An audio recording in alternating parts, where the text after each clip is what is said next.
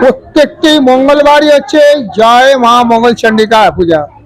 মা মঙ্গলচন্ডী, এই পুরাণে বলা আছে জয়দেব এবং জয়াবতী বলে দুইজন দাম্পতি, তারা জীবনে নানাবিধ সমস্যায়, সংসারে অভাব অনাটনে কষ্ট পাচ্ছিলেন এবং নানানভাবে বিপদগ্রস্ত হয়ে পড়েছিল, তাদের জীবন দুর্বিষহ হয়ে গেছিল। সেই কারণে তখন ওনারা এই ব্রত পালন করেছিলেন, এই মঙ্গলচন্ডী। তার এই জ্যৈষ্ঠ মাসে যতগুলো মঙ্গলবার হয় মোটামুটি 4টে থেকে 5টা, এই মঙ্গলচন্ডী বা পুজো করে ওই দাম্পতি সুখী হয়েছিল। তারপর থেকে মধ্যযুগে এই ব্রত পালন চলে আসছে।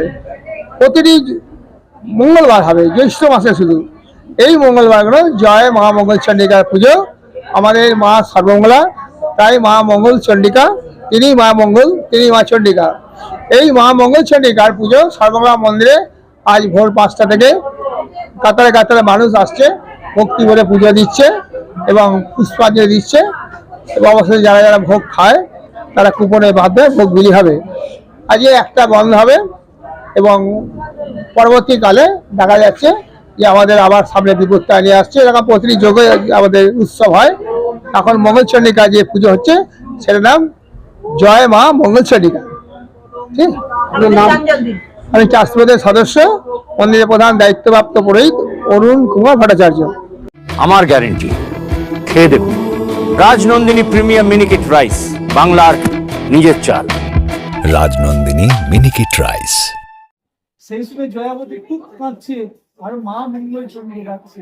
তখন মা মঙ্গলচন্ডী সাদা মাছি হয়েছে কানে কানে বলছে, জয়াবতী তুই চিন্তা করবি না, তুই শ্বশুরকে বলবি 17 জোড়া বেড়ি উনুন আনবি, তাহলেই দেখবি সব রান্না হয়ে যাবে।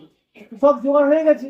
এবারে জয়াবতী একটা লাল চেলি পরে রান্নাঘরে ঢুকেছে, খুব কাঁদছে। তখনই মা মঙ্গলচন্ডীকে ডাকছে, দেখছে যে আস্তে আস্তে সব উনুন ধরে যাচ্ছে আর সব রান্না। 6 বছর পর তাদের একটা ছেলে হয়েছে। তো 5 দিন জয়াবতী তার ছেলেকে পেটে গেছে, সেই সুযোগে জয়দেব তার ছেলেকে কেটে টুকরো টুকরো করে জলের মধ্যে ভাসিয়ে দিয়েছে। আর মা মঙ্গলচন্ডী যখন জানতে পেরে সাদা চির হয়ে আরুদা, মাছের চালটা একটু পাঠিয়ে দিও। আচ্ছা।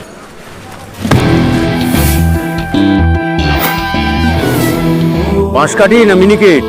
মিনিকেটই তো নি দাদা, তবে আগের মাসেরটা একদম ভালো ছিল না। আরো হ্যাঁ দাদা, এ মাসে ওনাকে রাজনন্দিনী প্রিমিয়াম মিনিকেটটা পাঠিয়ে দিবি। ঠিক আছে দাদা। দাদা, এটা ভালো হবে তো?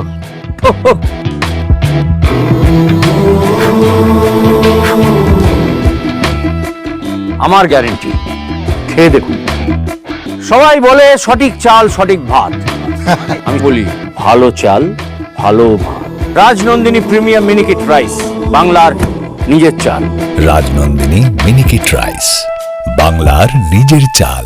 রাই সেরিমোনিয়াল হাউস বর্ধমানের শাঁখারীপুকুর এলাকায় বরফকলের ঠিক বিপরীতে। এখানে মধ্যবিত্ত থেকে শুরু করে সমস্ত মানুষের সাধ্যের মধ্যেই রয়েছে রাই সেরিমোনিয়াল হাউসের সুযোগ সুবিধা। এসি থেকে শুরু করে নন এসি, যেমন চাইবেন তেমনই পাবেন। একেবারে সুসজ্জিত ও পরিষ্কার পরিচ্ছন্ন একটি সুন্দর অনুষ্ঠান বাড়ি। এখানে রয়েছে এসি, নন এসি, নটি রুম, রয়েছে আন্ডারগ্রাউন্ড গাড়ি পার্কিং এর সুবিধা। অতএব আপনাদের যে কোনো অনুষ্ঠানের জন্য আজই বুক করে ফেলুন রাই সেরিমোনিয়াল হাউস। মনে রাখবেন, রাই সেরিমোনিয়াল হাউস বর্ধমানের শাঁখারীপুকুর এলাকায় বরফকলের ঠিক বিপরীতে। আজকে আমরা চলে এসেছি রাজলক্ষ্মী কনস্ট্রাকশনের নিউ প্রজেক্ট রাজ ইনক্লেভসে। এটি অলমোস্ট 52 কাঠা এরিয়া নিয়ে তৈরি হচ্ছে। এটির দুটি ব্লক, ব্লক এ তে রয়েছে 12 ফ্লোর আর ব্লক বি তে রয়েছে 4 ফ্লোর। এখানে আপনারা পেয়ে যাচ্ছেন বাজেট অনুযায়ী 1 BHK, 2 BHK and 3 BHK flat. এখানকার আকর্ষণীয় ব্যাপার হলো ফ্ল্যাটের গ্রাউন্ডে আপনারা পেয়ে যাচ্ছেন স্টাইল বাজার, আর সঙ্গে থাকছে বেসমেন্ট পার্কিং, ওপেন পার্কিং, আর রুফটপে পেয়ে যাচ্ছেন 10,000 স্কোয়ার ফিট এরিয়া জুড়ে এসি জিম, আড্ডা zone, AC community hall with kitchen, garden area. আর 24/7 আপনারা পেয়ে যাচ্ছেন CCTV security, water supply, power backup, common utilities, maintenance office, আরো কত কি।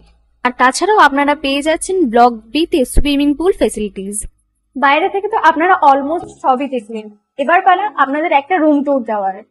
এটা হলো 3 BHK, 1187 স্কোয়ার ফিট। এখানে আপনারা পেয়ে যাচ্ছেন 3টে বেডরুম।